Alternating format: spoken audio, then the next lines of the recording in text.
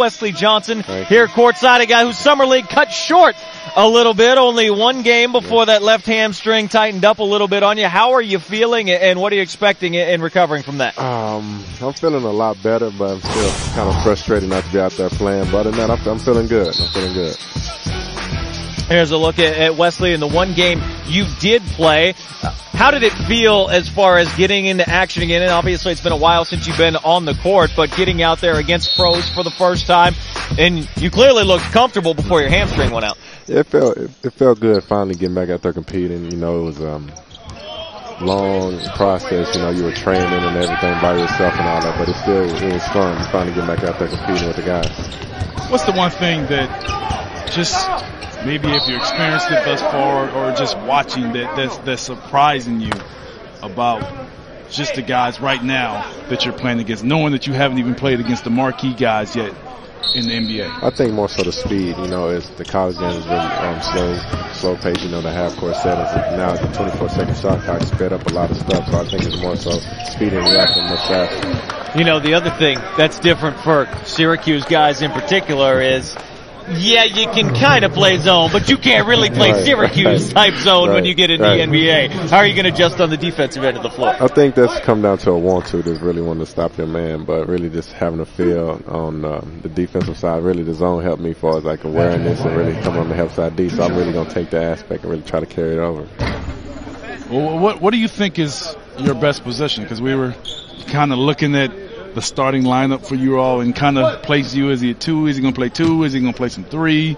Like, what do you think when you come in your field and knowing the opposition and who you had to guard and who you had to chase? What do you think will end up being your best position? Really probably at the 2 or the, it's really going to be in between 2 or the 3. I think really, it would come down on the coaching staff really going where they feel comfortable at, but it's really either or with me. It's a difference in who you had to guard. Yeah, so I know. I just go for the 3 from LeBron, 2 to Kobe. It's going to be night and night. That's going to be tough, but it's really going to have to be up to them. I'm just kidding. It's going to be fun, though. I know that. That's good. In terms of being on the national radar for basketball fans, it was 1 year at Syracuse for you after the transfer.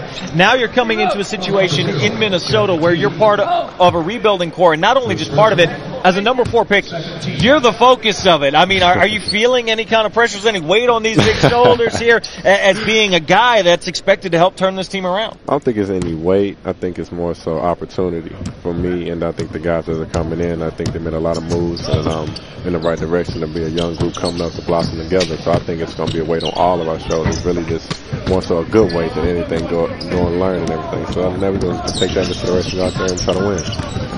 Have you reached out to maybe Love or Beasley being a high pick a year ago?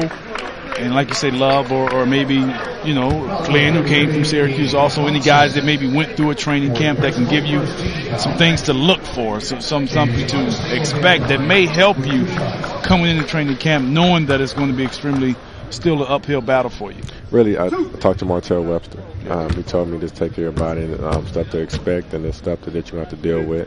Talked to Johnny, man, we're good friends. Talked to Johnny a lot, and this is stuff that he deal with last season. And I talked to Beasley. He told me he's very excited to come play, and especially I know him coming in with his offensive set and his offensive skill set. I think that's going to help us a lot. Hawks back on top of the Wolves, 46-45, 8:40 to go here in the third quarter. Chad Andrews, Eric Snow on NBA.com being joined by Wolves' number 1 overall pick, the 4th pick in the draft, Wesley Johnson. And before you became an NBA player a month ago, less than a month ago, you're a fan first, right? So what is it like coming into the NBA the summer of the decision when you're watching LeBron James and in the NBA world get turned upside down with free agency and you're stepping into this for the first time? It was crazy. That was crazy. I just know everybody was really eating it up, trying to figure out where he was going to go. I had my little idea where he was going to go, and then at the end, I kind of jumped on the bandwagon like he's going to go to Miami, and he ended up going to Miami. So I kind of won on that decision too. Wesley, unfortunately, you were injured first game out here in Vegas and wasn't able to play anymore. Is this something that maybe, hopefully doesn't carry over into the season? Maybe just the precautionary measures that you took now will help you, so maybe it won't be something that comes back. Really, yeah, just more so just like I talked to Martez, to really take care of everybody, really watch it, and really just try to monitor something that really is going to be nagging. So really just eating right, just trying to stay healthy. That's the main thing I'm really going to try to stay focused on. Really, you know, I was young, never want to stretch, never want to do all that stuff. So now just really got to take that into precaution and do a lot of that.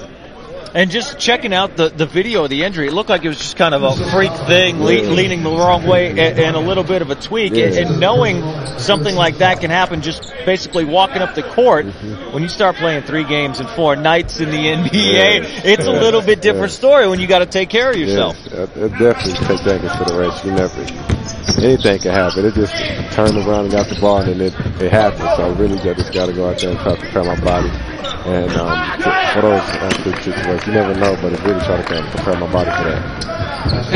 Is there someone, because I know you've watched a lot of basketball, a lot of NBA basketball, is there someone maybe now, present, or in the past that you feel that you would kind of relate to as far as your game? Someone you think that that's the type of style, or that's how I would kind of pattern my game after? Really, I grew up watching a lot of Scottie Pippen because he did a lot of stuff on the court, and then just growing up how I was bouncing around a lot of positions, so I really just try to emulate him, just stuff that he did on the court, and then he was a very versatile player, so I just really try to emulate my game around him. You know, that would certainly be a good guy whose footsteps to follow in. If you have a choice, you might as well pick a top of 50 guy. Wesley, we thank you for the time. I know they probably want you back over there on the bench, so you can hear what Bill Laimbeer, Reggie Theus have to say to the guys. As even if you're not playing, I know they want you to hear every bit of the coaching along the way, so we appreciate the time. No problem. Thank you.